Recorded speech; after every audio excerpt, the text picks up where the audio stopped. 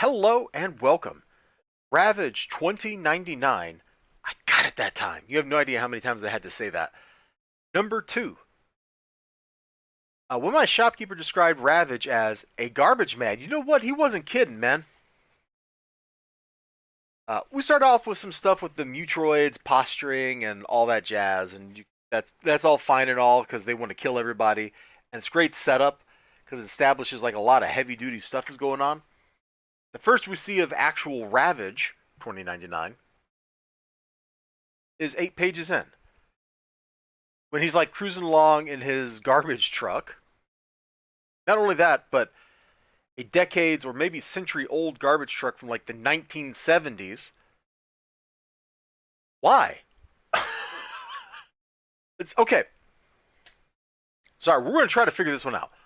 Why? Like, let's just go with, okay, he wants to stay undercover, right? He doesn't want to be noticed, so he's driving a big Mack garbage truck.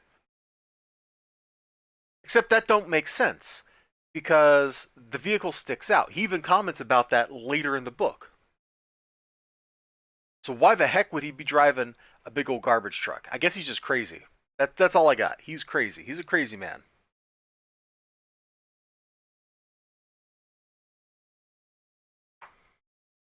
Anyway, the first thing he does in this book, his own book, 8 pages in, is ram a cop car and then beat up the cops.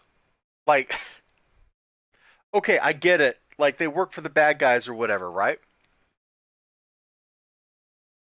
But he doesn't really have any reason to be doing this except he's beating them up just to take their stuff. He's basically a video game protagonist. Then he breaks into a place and he robs it, and then the cops like try to come in and stop him. And what's he robbing it for? It's like super Kevlar or something, and he turns the Kevlar into his coat. The cops that tried to stop him, right here's one of them right here, gets shot by the bad guy. Like, come on, dude. You're not going to have loyal minions if you're busy killing your loyal minions all the time. It just doesn't work out that way. You can't be killing your loyal minions. Here he is, like, using the lift as a shovel on his garbage truck. Like, none of this, absolutely none of it makes sense. And while he's there doing that, he gets attacked by, like, a gang that wants to steal his garbage truck. And I'm just left going, why? Like, what? Why? Now, that other issue of this that I got, and I did a review of it, ages ago, probably a few months now. But that other book I got, he's already like in the Hexscape, the island or like whatever it's called, where the Mutroids are at. Like, he's already there dealing with the Mutroids and the radiation and all that kind of stuff. So